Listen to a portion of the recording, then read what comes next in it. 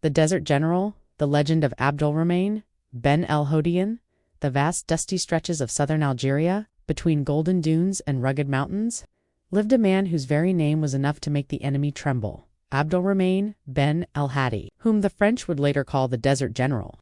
Born in 1918 in the peaceful village of Ouled Harakat, he grew up in the arid light of Sidi Khaled, where he learned to read the verses of the Qur'an by the glow of an oil lamp. From a young age, he was confronted with the injustices of colonialism. His heart burned with anger, but also with hope. That same heart would one day lead him to abandon everything, even his French wife, to answer the call of his wounded homeland.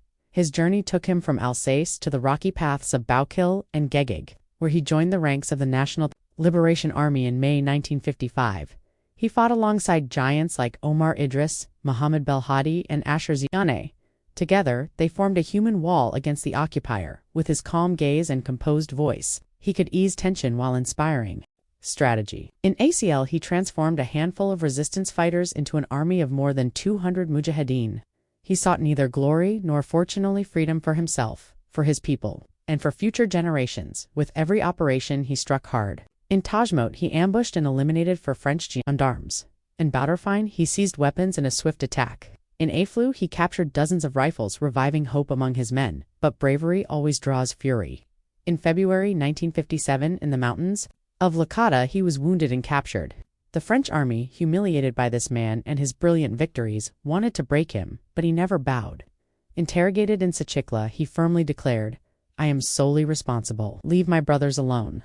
I will tell you whatever you want, but only on one condition: do not harm them." Even his captors were shaken by his nobility. A French general wrote in his memoirs, "Never have I seen a man speak with such dignity in the face of death."